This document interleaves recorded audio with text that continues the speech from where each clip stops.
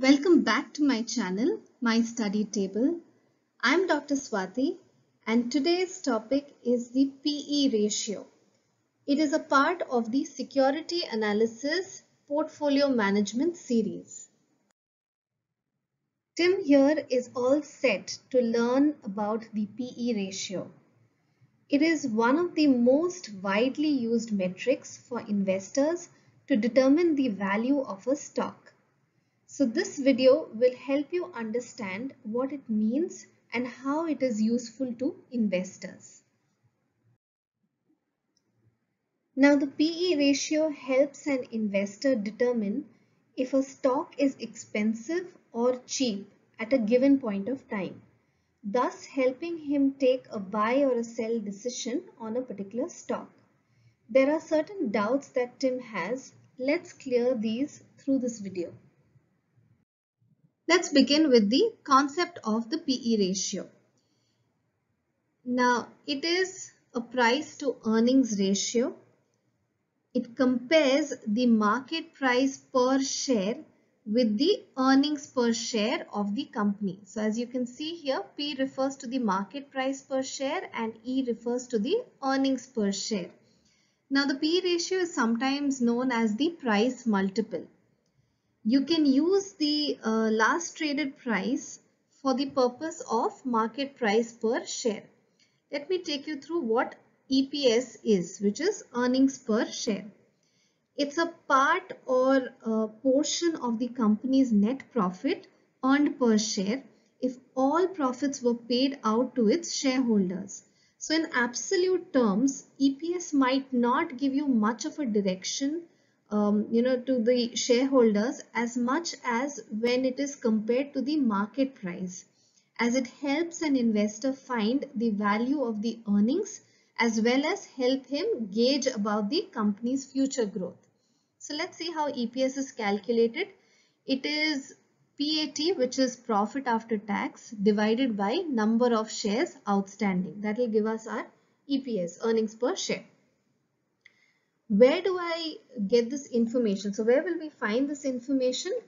You can easily get the market price per share from the NSE or the BSE site or financial sites such as moneycontrol.com. All you have to do once you enter into the site is to search for the name of the company whose share you're interested to purchase, and you will get the last traded price for the same. While you can access the information on EPS either from the company's financials in their annual reports, or you could also calculate the same again from the financial figures as given in the P&L account and the balance sheet. Coming to the formula of the PE ratio, as I told you earlier, it is market price per share divided by earnings per share.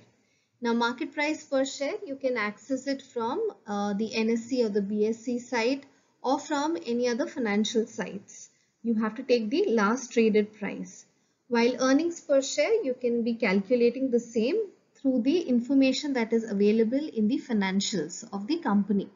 So how do I calculate the EPS? It is profit after tax, or the bottom line basically of a firm, divided by the number of shares outstanding. Once you calculate the EPS, you have to place it in this formula with the market price per share and you will be able to get the PE ratio. So I'm going to be taking you through a small example for you to see how that can be worked out. Okay, so let's calculate using a small example. ABC company has made a profit of rupees 1 crore. The number of shares outstanding in the company is 10 lakhs as on 31st of March. Given the company's current market price per share at rupees 150, calculate the PE ratio. So what have we been given? We've been given the market price per share. We've also been given the total profit that the company has made, which is 1 crore, and the number of shares outstanding, which is 10 lakhs. All right. So you're going to be using the information on the profit and the number of shares as written here for the calculation of EPS, and then we'll put it in the PE formula. So let's start. Let's begin with calculation of the EPS. So EPS is profit after tax divided by number of shares outstanding, right? So therefore, PAT was 1 crore. So we've taken 1 crore here divided by the number of shares outstanding. So which is 10 lakhs. And therefore, the amount that we get, which is rupees 10, is the EPS. That means the earnings per share is equal to rupees 10. Now once EPS is calculated, it's very easy to calculate the PE ratio because the MPS is already given to you, which is the market price per share. So what is the MPS? It's 150. What is the EPS that we calculated? 10. So we place it here 10, and therefore the PE ratio that we calculate is 15. Alright. So let me just quickly reiterate on the same. You have a PAT which is 1 crore divided by number of shares outstanding, which was 10 lakhs, and therefore we got the calculated figure of rupees 10, which means EPS is rupees 10. Now you have the MPS which is 150 and you have an EPS which is 10, and therefore if you substitute these values in the formula, you will get a PE ratio of 15. Now what does this 15 mean? That's one thing that we need to see. And is this a low or a high PE ratio? Alright, so how do we actually decipher that? That we'll see in the next few slides. Now that we've calculated the PE ratio, we need to know the application and the inference. So how do we use the data of the PE ratio to analyze a stock? Is it a high PE or a low PE? What does it signify? Does it signify it being expensive or cheap? How do we decide that? So therefore, under that we are going to be talking about the concepts of benchmarking and comparison. What do we understand by a low PE stock and a high PE stock? So in case you come across a couple of stocks which have a high PE or a low PE, what should you be able to understand from the same? And finally, the concept of overvaluation and undervaluation of stocks. Alright, so now what I'll take you through is each of these questions. Let's begin. Let's take the example from earlier wherein we calculated the PE at 15. Now, what does this 15 mean? Alright, that should be the first question. Now, what does this calculated value of 15 mean?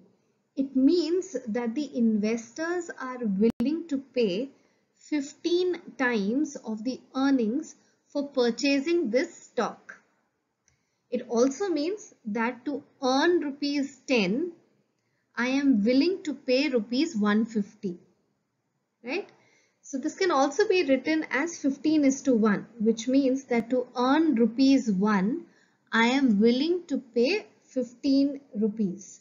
So let me just repeat myself. The inferences that we should draw from here, the first one is that the PE of 15 refers to the fact that investors are willing to pay 15 times of the earnings for purchasing this particular stock. Okay. It also means that in order to earn an EPS of rupees 10, I am willing to pay 150 rupees. It can also be written as 15:1 because this is a ratio, right? So it can be written as 15:1. So what it means is that to earn rupees 1, I am willing to pay rupees 15. Now what does this signify? Does it signify that it's an expensive or a cheap stock, which means that it's not too costly or it is extremely costly? Or does it signify a good or a bad decision? Okay, so we need to see that bit of interpretation. Let's move ahead with the same. Hence, coming to the question of high or low PE. So is the stock expensive? Is it cheap? And as you can see, Tim also has similar questions and he wants to find out whether he can go ahead buy the stock or not. Now, as a thumb rule or in generic terms, one could say that a lower PE ratio means that the stock is cheap, while a higher PE ratio means that the stock is expensive. There will certainly be a couple of exceptions to this thumb rule, but on a generic note, this is an assumption.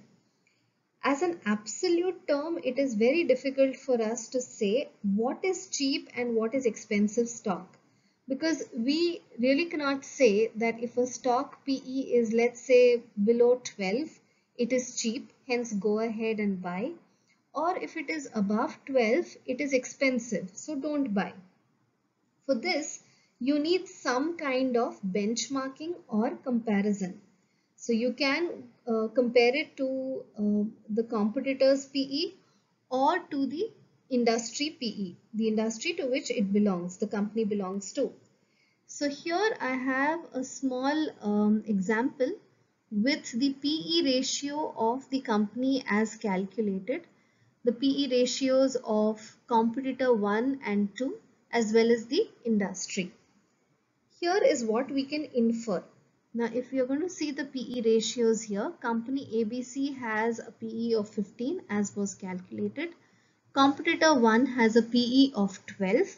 Competitor 2 has a PE of 17 and the industry PE is 20. So we'll talk about the industry in a while. We'll first see the competitor's PE and compare it to the company's PE.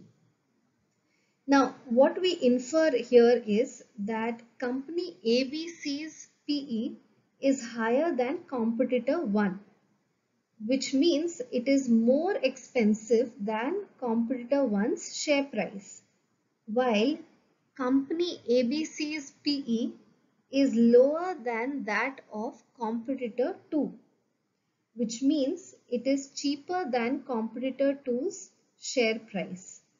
This could be one of the parameters for you to consider while deciding to buy a stock, but it shouldn't be the only parameter, since there may be certain news that would have impacted the price of the stock. For example, a bad news could have brought down the price, the market price of company ABC or of competitor 1, and therefore lowered its PE.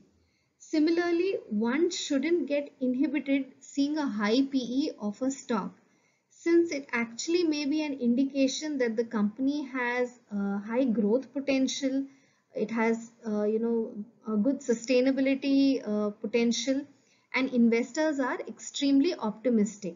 Hence, they are fine with paying a higher price for this particular stock. Apart from comparing the company's PE with its competitors' PE, you could also compare it with the industry PE. Alright, so if you see here, the company's PE is lesser than that of the industry PE. What I mean by industry PE is an average of all the PEs of the companies within this industry. So suppose there are 10 companies within this particular industry, then you will take the average of the PEs of all these 10 companies and you will get the industry PE. So here you can easily avail the industry PE value from either moneycontrol.com or any of the other financial websites. So once you access it, you will be able to compare it with the company and then decide whether the company is has a high PE or a low PE in comparison to the industry. So looking at the industry PE, one could infer that the industry is valued at a premium by the investors, and it makes you understand that the industry has a certain amount of growth potential.